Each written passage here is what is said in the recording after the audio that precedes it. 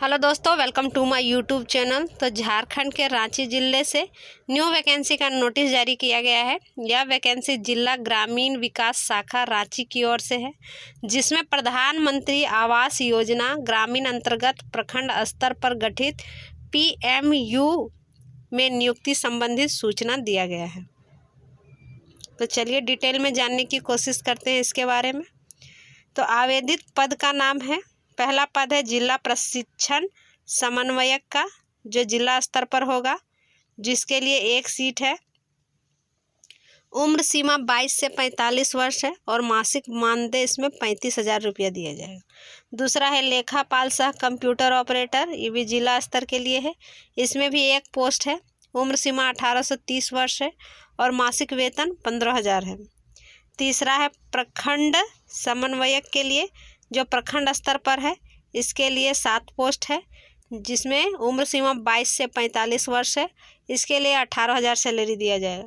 चौथा है लेखापाल सह कंप्यूटर ऑपरेटर प्रखंड स्तर पर, इसके लिए 6 सीट है और एज की बात करें तो 18 से 30 वर्ष के आयु वाले डाल सकते हैं और सैलरी 10,000 दिया जाएगा।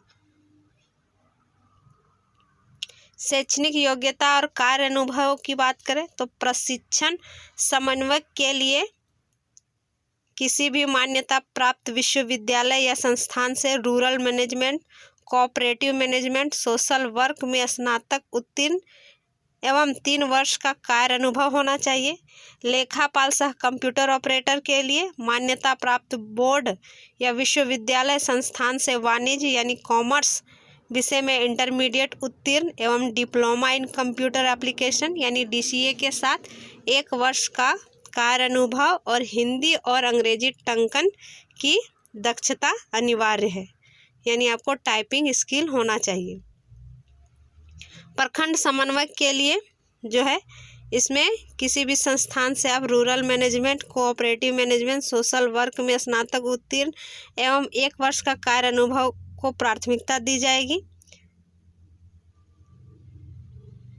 लेखापाल सह कंप्यूटर ऑपरेटर प्रखंड स्तर के लिए भी आप अगर कॉमर्स की डिग्री आपके पास है, आप इंटरमीडिएट हैं और DCA की डिग्री है, साथ में 6 माह का आपका कार्य अनुभव है और हिंदी टाइपिंग, इंग्लिश टाइपिंग आपको आती है, तो आप आवेदन कर सकते हैं। उम्र सीमा की गणना 1/1/2025 के आधार पर की गई है।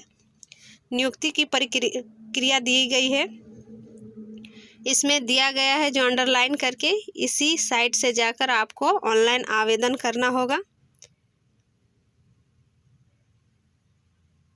लिखा है नियुक्ति शैक्षणिक योग्यता, अनुभव एवं दक्षता परीक्षा के अंकों के कुल प्राप्तांकों के आधार पर होगी, जिसमें कार्यक्रम और संभावित तिथि लिखा है।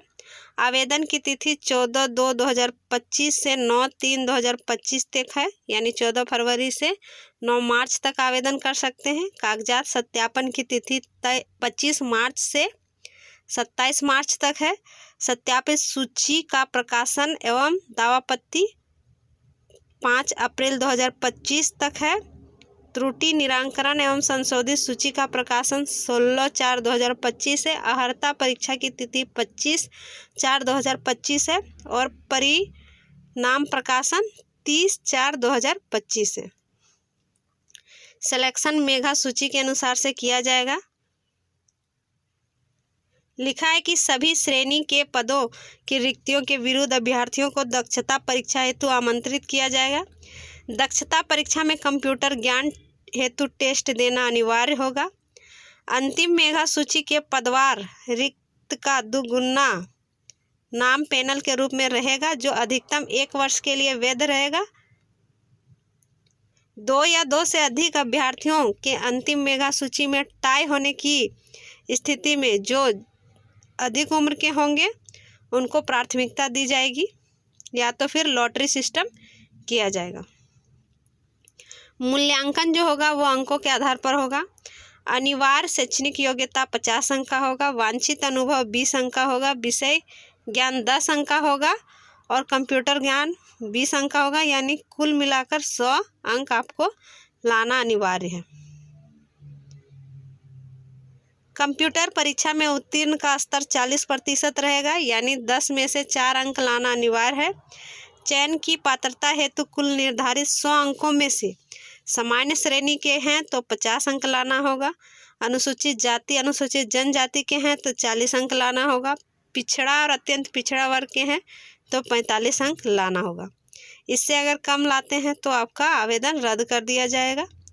कंप्यूटर ज्ञान हेतु चयन समिति द्वारा कंप्यूटर टंकन की परीक्षा ली जाएगी। आवेदक भारत का नागरिक होना चाहिए। आवेदन समर्पित करने की प्रक्रिया, तो आपको ऑनलाइन आवेदन करना है, जो कि यहाँ लिखा हुआ है अंडरलाइन करके। इस साइट से जाकर आप ऑनलाइन आवेदन कर सकते हैं। आप 14 फरवरी से 9 मार्च तक आवेदन कर सकते हैं, उसके बाद आप आवेदन नहीं कर पाएंगे। लिखा है आवेदन 1 से अधिक पदों के लिए आवेदन समर्पित कर सकते हैं। इसके लिए प्रत्येक पद के लिए अलग अलग ऑनलाइन आवेदन पत्र आपको समर्पित करना होगा। यहाँ लिखा है संविदा पर नियुक्ति होने वाले कर्मियों की सेवा शर्त, जो कि यहाँ लिखा हुआ है कि पहले 3 वर्ष के लिए काम दिया जाएगा, उसके बाद आपका संतोषजनक काम पाया गया तो उस पर फिर विचार किया जाएगा और बढ़ाया जाएगा। लिखा है प्रखंड स्तरीय संविदा कर्मी का पदस्थापन जिले के किसी प्रखंड कार्यालय में किया जा सकता है, यानी एक प्रखंड से दूसरे प्रखंड में आपको किया जा सकता है। संविदा अवधि पर नवीकरण कर्मियों के क्षमताओं, निधि की उपलब्धता तथा योजना की अवधि को ध्यान में रखते हुए किया जाएगा। कार्य संतोषजनक पाए जाने पर मानदेय 5% वार्षिक वृद्धि की जाएगी। आवेदक को देय एक मुश्त वेतन के अंतर्गत यात्रा, दूरभाष एवं इंटरनेट की सुविधा सम्मिलित होगी, यानी अलग से नहीं दिया जाएगा इसके लिए पैसा। लिखा है आवेदक को योगदान करने हेतु किसी प्रकार का यात्रा व्यय का भुगतान नहीं किया जाएगा। कर्मी का मात्र सरकारी कार्यों से देश के अंदर यात्रा करने हेतु राज्य के नियमों के अंतर्गत यात्रा व्यय का भुगतान किया जाएगा। राज्य सरकार द्वारा निर्धारित सिर्फ आकस्मिक अवकाश संविदा कर्मियों को देय होगा।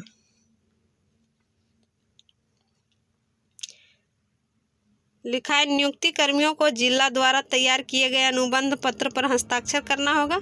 किसी भी विवाद की स्थिति में उपायुक्त रांची का निर्णय अंतिम एवं बंधनकारी होगा।